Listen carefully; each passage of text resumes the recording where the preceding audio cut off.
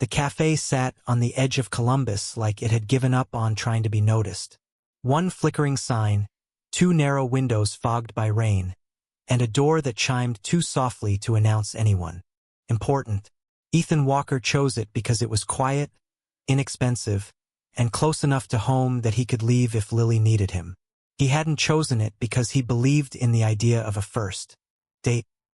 He sat at a corner table, hands wrapped around a mug that had long since gone lukewarm, wondering why he had let a 7-year-old talk him into this.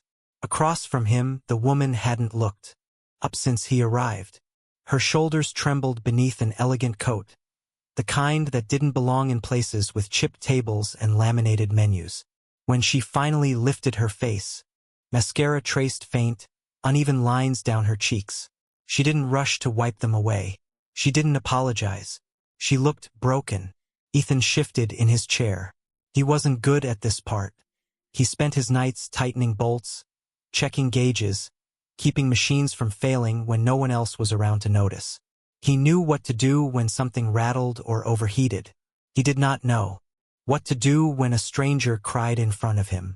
For a moment he considered standing up. Polite smile, a gentle excuse, an early night. He reached for his jacket, already rehearsing the words in his head. Then her eyes met his.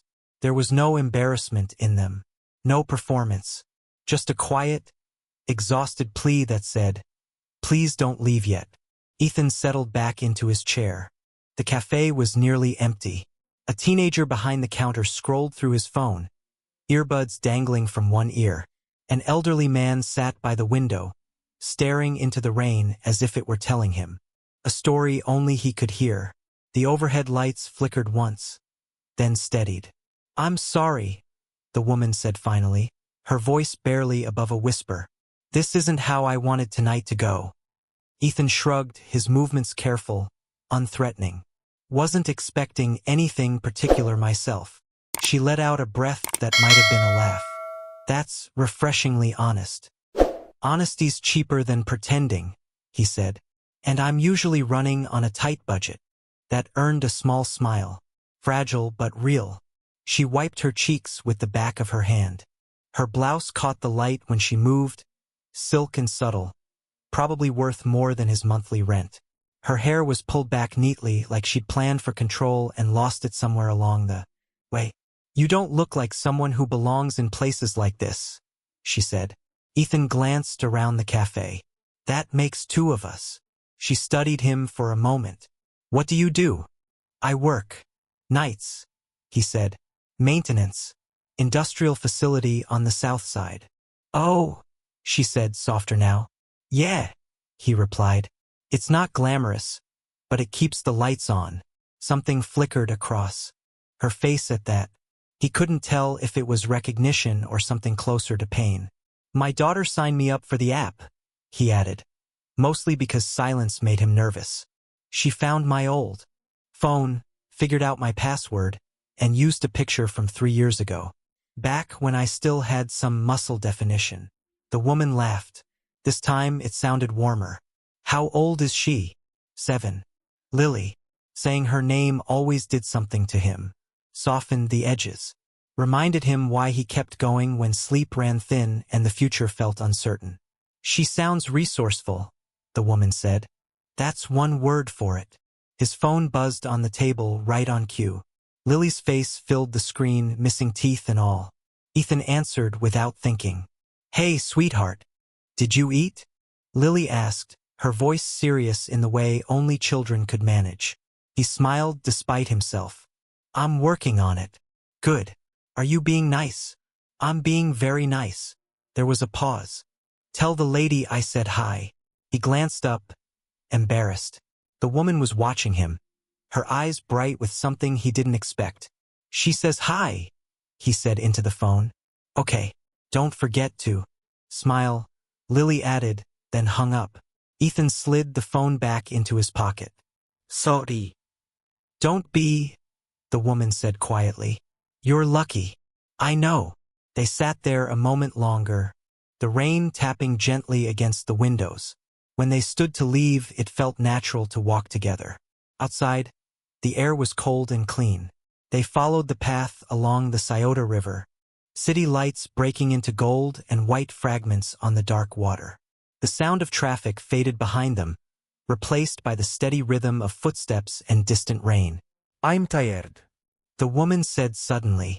Ethan nodded. He recognized that kind of tired, the kind that settled into your bones and refused to leave. I'm Ethan, he said. By the way. She hesitated, just a second too long. Claire. They stopped near the railing, the river moving endlessly below. There's something I need to tell you, she said. Her voice was steadier now, but her hands trembled. Ethan turned toward her. Claire stepped closer, close enough that he could smell her perfume. Subtle, expensive, completely out of place in the damp night air. She leaned in, her lips near his ear, and whispered the words that would echo long after she walked away. I'm the one who's going to destroy your life. She straightened, her face unreadable once more, and disappeared into the night. Ethan stood there alone, the city lights shimmering on the river, trying to understand how a single sentence could change everything. The meeting notice went out just before midnight. Mandatory. All shifts. Attendance required. Ethan read it on his phone during his break, standing beside a humming compressor that vibrated through the soles of his boots. Mandatory meetings usually meant one thing. Something was about to change, and not for the better. He finished his shift on autopilot, tightening bolts he'd tightened 100 times before, listening to the familiar rhythm of machines that never asked questions and never offered answers. By the time he filed into the break room the next morning, the air already felt wrong. Rows of folding chairs had been set up beneath buzzing fluorescent lights. The coffee on the side table tasted burned, even for factory coffee. Men and women from first, second, and third shift stood in small clusters, speaking in low voices. Someone joked half-heartedly about overtime. No one laughed. Ethan took a seat near the back. The plant manager cleared his throat and tapped the microphone. Thank you for coming in. We appreciate your flexibility. The door opened behind him. Ethan didn't turn at first. He assumed it was another supervisor, another clipboard, another practice smile. Then the room shifted the way it did when something important entered without asking permission. He turned. Claire Kensington walked in wearing a charcoal suit, tailored to precision. Her hair was pulled back neatly, every strand in place. Her posture was straight, her expression calm and unreadable. She moved with quiet authority, flanked by 2 executives. Ethan had never seen before, tablets already glowing in their hands. For a second, his mind refused to connect the image to the woman who had cried in a café 3 nights earlier. Then her name appeared on the screen behind her. Clare Kensington, Chief Executive Officer, Kensington Industries ***. The words landed like a physical blow. Ethan's chest tightened. His ears rang. He felt the room tilt, as if the floor beneath his chair had shifted just enough to throw him off balance. Claire didn't look at him. Not once. Her gaze moved smoothly across the room, taking in faces without lingering. She spoke with a voice he barely recognized. Controlled. Efficient. Kensington Industries is entering a period of strategic realignment, she said. Market conditions have changed, and in order to remain competitive, we must evaluate how we allocate our resources. Corporate language. Clean and bloodless. Ethan watched her mouth form words he knew would matter to his life in ways she couldn't possibly explain from that podium. This process will involve a restructuring of several departments across our Ohio operations. A murmur rippled through the room. She paused, hands resting lightly on the podium. No final decisions have been made. However, some roles will be affected. Ethan thought of the river, of her voice near his ear. I'm the one who's going to destroy your life. She hadn't been dramatic. She had been precise. The meeting ended without details. Promises of transparency. Assurances of support. A timeline that meant nothing to the people who lived paycheck to paycheck. Claire left the room the same way she'd entered it.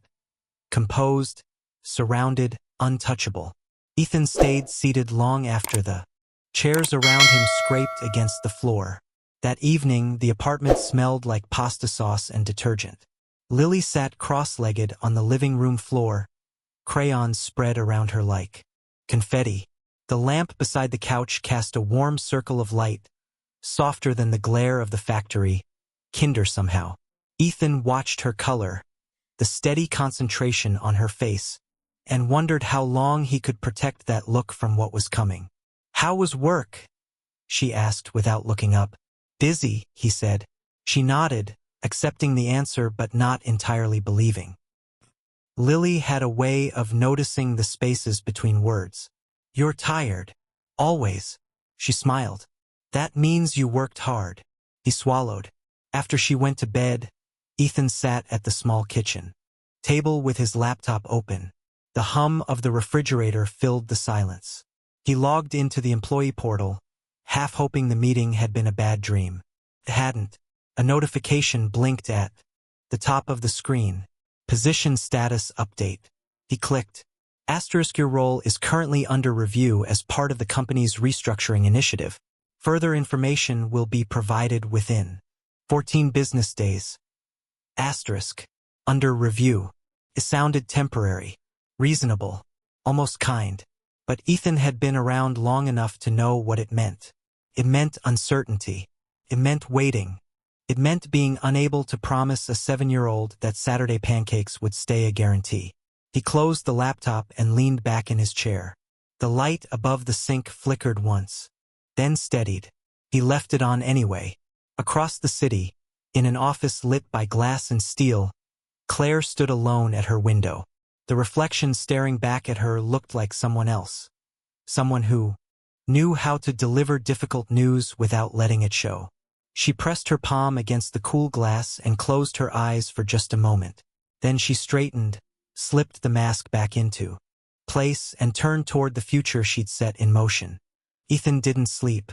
By mid-morning, after dropping Lily at school and leaving her with Mrs. Patterson's knowing smile, he found himself driving downtown with the radio off, the city rising ahead of him in clean lines of glass and steel.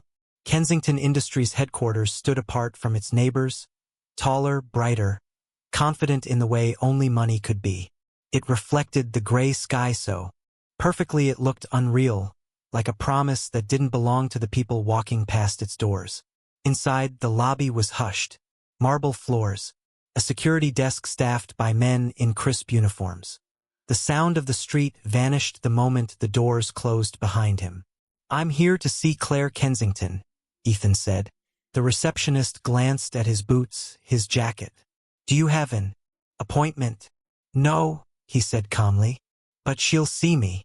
The woman hesitated, fingers hovering over her keyboard, then picked up the phone. A moment later, a tall woman with dark hair stepped out from behind a glass partition. "Monica Reyes," she said, not offering her hand. "Ms. Kensington's assistant." I'm Ethan Walker. Her eyes sharpened. She knew the name. He could see it in the slight shift of her posture. "Miss Kensington is in meetings all morning. I'll wait." Monica studied him for another second, then nodded. This way. The elevator walls were transparent, the city unfolding beneath them as they rose. Cars became toys. People became dots. Ethan felt the strange weightlessness that came with being suspended between floors, between worlds. He thought of Lily's school lunch packed neatly in her backpack, of the factory's constant hum, of the river moving without caring who stood on its banks. Claire's office occupied the corner of the top floor, glass on two sides, light everywhere. No worms. She stood when he entered. For a moment, neither of them spoke. "You shouldn't be here," Claire said finally. "I shouldn't be losing my job," Ethan replied. His voice was steady, but his hands curled into fists at his sides. "So I guess we're both out of our comfort zones." She gestured for him to sit. He didn't. "Explain it to me," he said. "Not the version you gave them. The real one." Claire inhaled slowly. "The board wants immediate cost reductions. They don't care where they come from, as long as the numbers satisfy." investors. And you? He asked. I care, she said quietly. Which is why this has taken 6 months instead of 6 weeks. A man in a tailored suit appeared in the doorway. Claire, he said. Legal needs 5 minutes. This is Ethan Walker, she said. Derek Sue. In-house counsel. Derek nodded politely. I won't interrupt, but I should remind you. Any commitments or representations? I know, Claire said. Boundaries. Process. Derek's gaze flicked to Ethan. I'm sorry for what you're going through. Ethan nodded once. It wasn't forgiveness, but it was acknowledgement.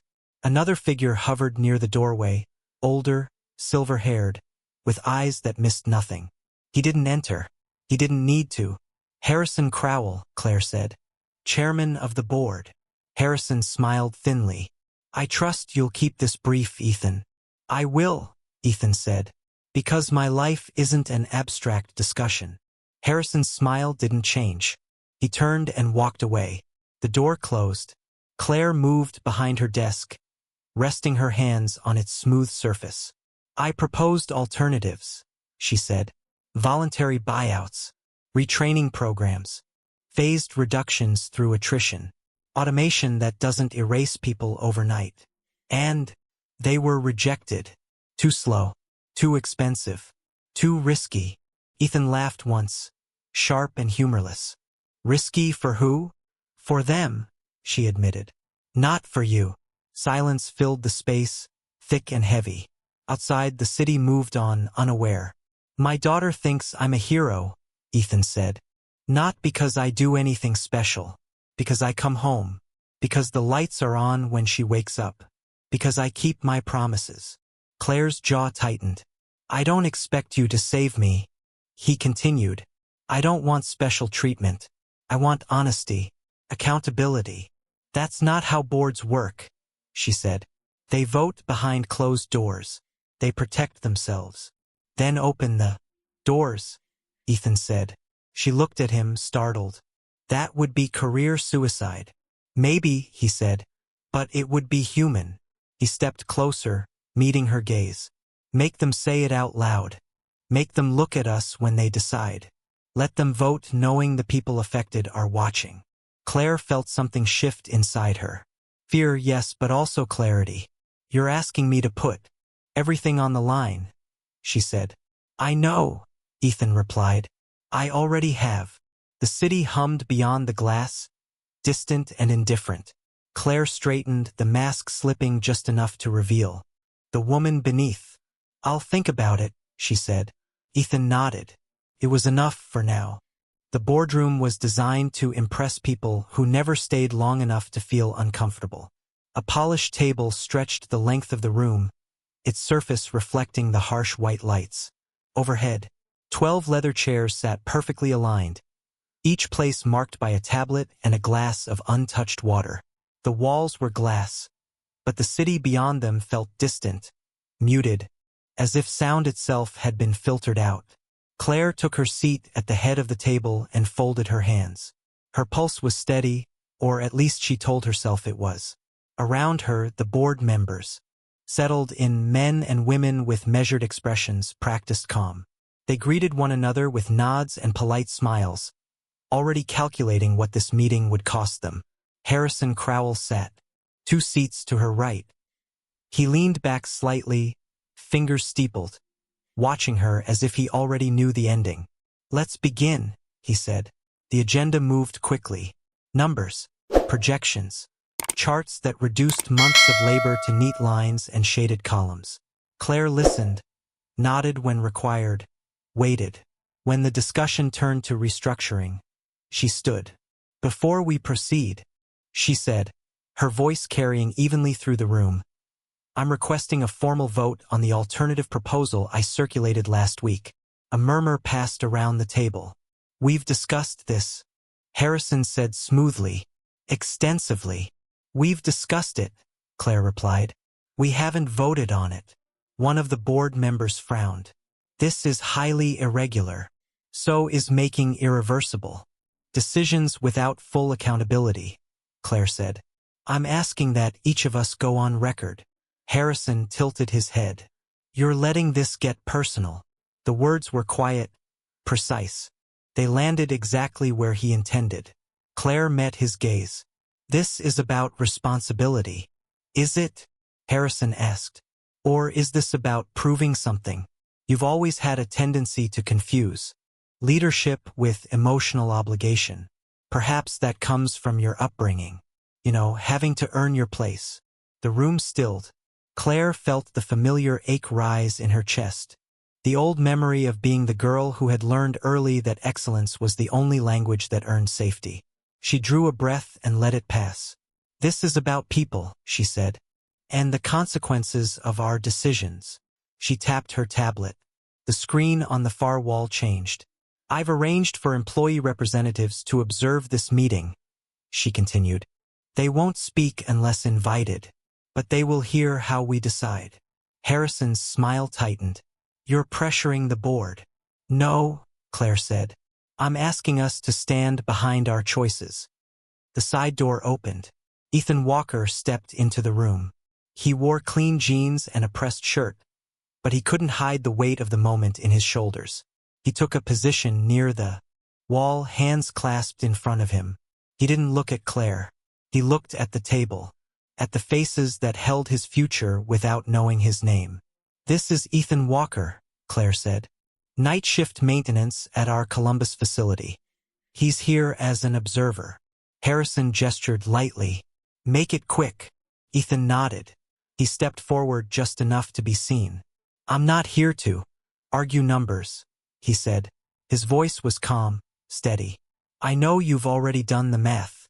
I'm here because math doesn't wake up at 6 in the morning and pack a lunch for a child who trusts that her world is solid. A few eyes dropped.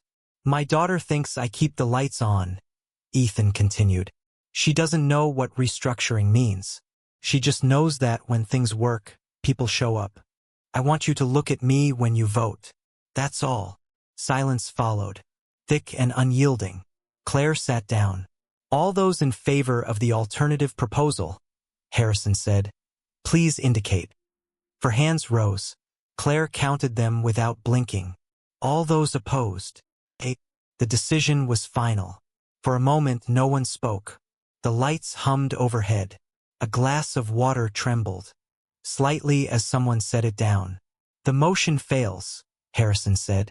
We'll proceed as planned. Ethan stepped back. He didn't look defeated. He looked resolved. As the room emptied, Claire remained seated, the weight of the loss settling slowly. She had known this might happen. Knowing didn't make it easier. That night, at the Columbus facility, the machines ran their last full cycle under Ethan's watch. He completed his checklist, locked out the panels, logged the readings. When the shift ended, he stood for a moment longer, listening to the familiar hum fade. One by one, the overhead lights dimmed, then went dark. The layoffs began on a Monday. No alarms, no dramatic announcements. Just quiet emails that arrived one by one, each subject line carefully worded, each message heavy with implication. Ethan read his during lunch break, seated on an overturned crate beside the maintenance bay. Position eliminated. Final day, Friday. He stared at the screen until the words blurred, then locked the phone and slipped it back into his pocket. Around him, the factory hummed as it always had. Conveyors moved. Panels blinked. Machines did not pause to acknowledge loss. He finished his shift. That evening, the apartment felt smaller than usual. The kitchen light flickered when he turned it on, the bulb whining before settling into a dim, steady glow. Ethan left it that way. Brightness felt unnecessary. Lily sat at the table, swinging her legs, coloring a picture of a house with all its windows lit. She glanced up when he came in. You're home early, she said. Different schedule this week. She nodded, absorbing that.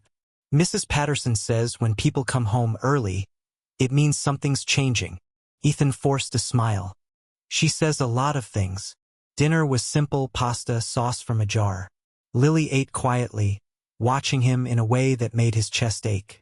Children noticed everything even when they didn't have the words for it. Afterward, She disappeared into her room and came back carrying a small glass jar. Inside were coins and a few folded bills. "My pancake money," she said, setting it on the table. "Just in case." Ethan crouched to her level. "Just in case of what?" She shrugged. "In case the lights need help staying on." His throat tightened. He pulled her into a hug and held on longer than usual, breathing in the familiar scent of soap and crayons and safety. Across the city, Claire Kensington sat alone in her office long after everyone else had gone home. The lights were still on, casting sharp reflections against the glass walls. Her phone lay face down on the desk. She didn't need to look at it to know what waited there. Messages from board members. A request for a leadership alignment discussion. Silence from people who used to answer immediately. She opened her laptop and scrolled through the numbers again. Severance costs. Transition timelines. The human impact translated into columns and percentages. She hated how easily pain could be quantified. Monica had stopped by earlier, lingering in the doorway. "They're watching you," she'd said quietly. "Careful how far you push." Claire understood the warning. She also understood the cost of listening to it. She stood and walked to the window. Below, the city glowed in. Scattered patches, apartment lights, street lamps, a convenience store still open. From up here it all looked small, manageable. She knew better now. Back in the apartment Ethan tucked Lily into bed. He left the hallway light on, even though she insisted she was too old to need it. Old habits mattered. When he sat alone at the kitchen table afterward, the jar of pancake money between his hands, the question he'd been avoiding finally surfaced. What was a man worth when the work was gone? He thought of the factory lights shutting down at the end of his shift, of Claire's face as the vote failed, of Lily's drawing, every window glowing. In the glass tower, Claire made her decision. She pulled a folder from her desk, the one labeled Transition Program Draft. Contained the ideas the board had dismissed as inefficient, costly, too slow. Ideas that treated people as something other than expendable.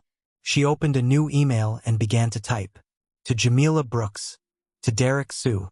To the regional partners she'd quietly contacted weeks ago and never followed up with. She outlined a program that would connect displaced workers with other companies. Offer retraining, extend benefits where legally possible. It wasn't perfect.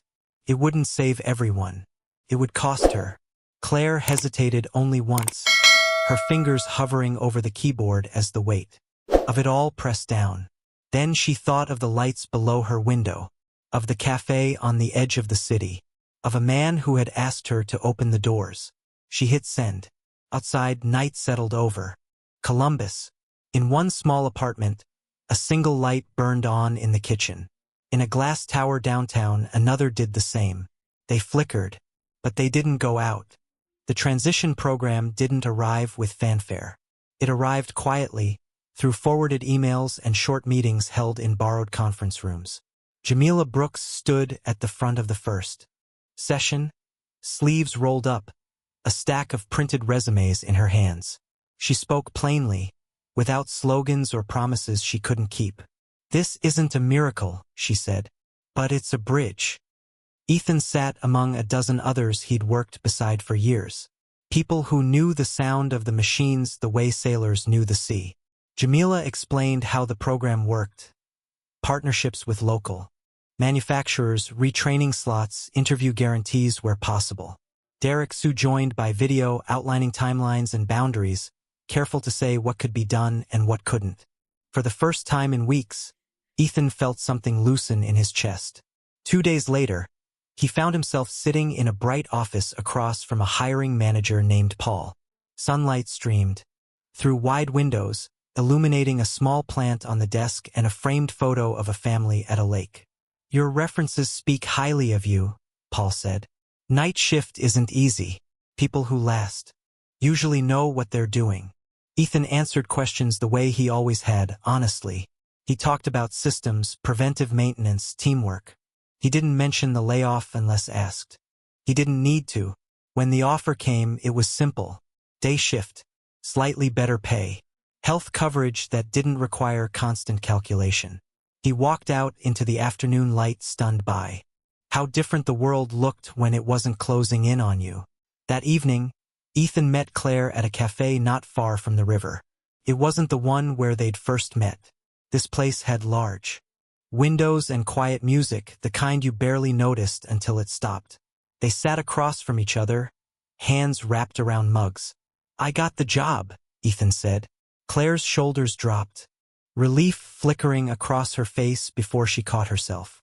I'm glad. "You didn't pull strings," he added. "I want that clear." "I didn't," she said. "I made sure your resume was seen. That's all." He nodded. "That's enough."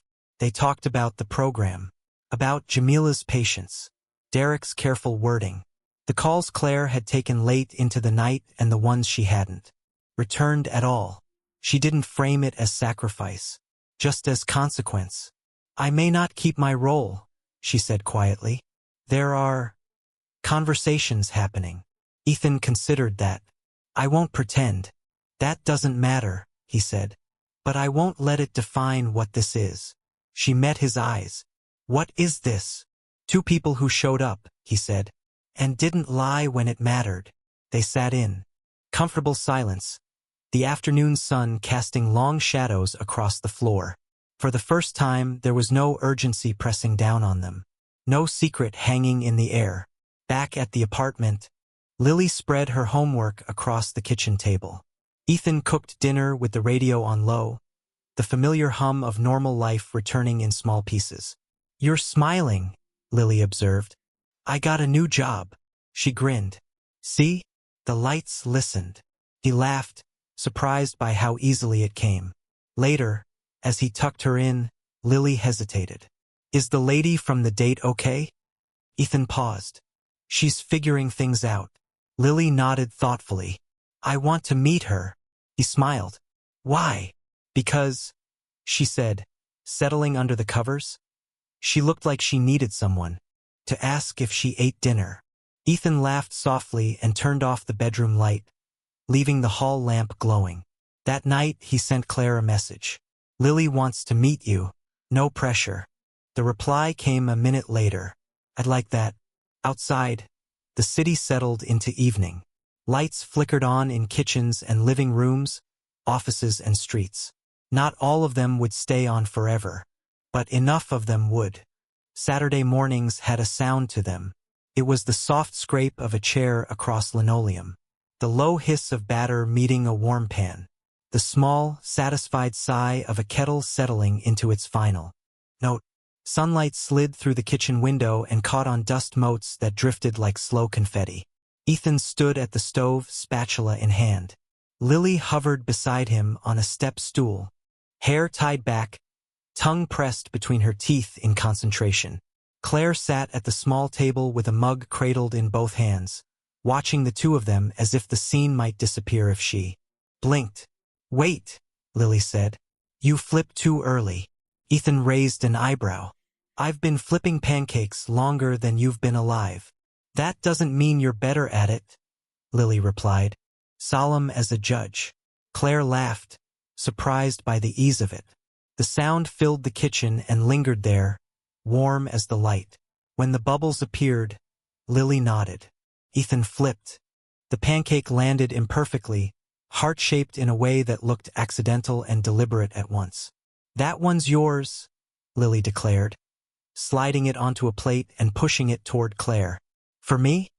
"Because you came," Lily said simply. Claire's throat tightened. "Thank you." They ate together, syrup sticky on fingers, the table crowded with mismatched plates and the quiet joy of nowhere else to be.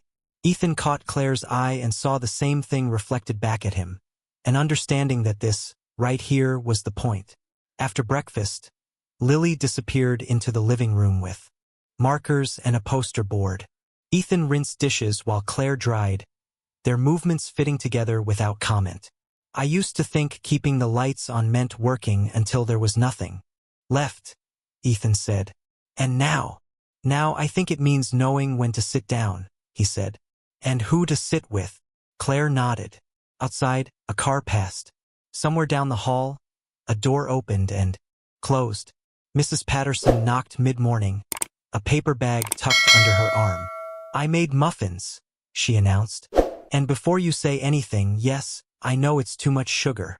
She paused when she saw Claire, then smiled with the kind of approval that came from noticing everything.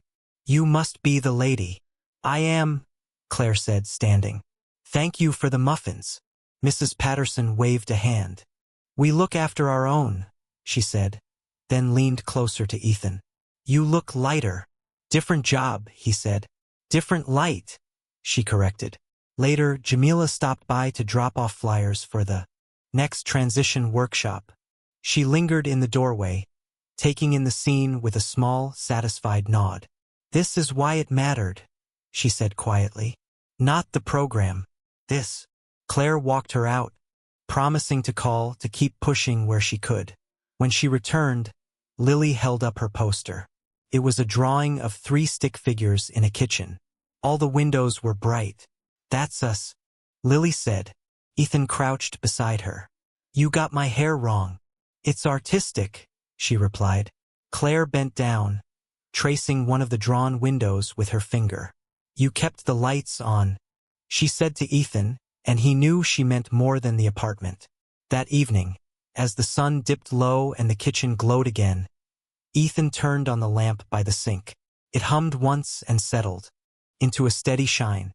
Claire stood beside him, close but unguarded. "I don't know what comes next," she said. "Neither do I," he replied. "But we'll see it." Lily flipped the switch in the hallway, illuminating the path to her room. "Promise you won't turn them off," she said. Ethan smiled. "Promise." Outside, Columbus moved through its ordinary rhythms. Inside, a small apartment held on to its light, and for now that was enough.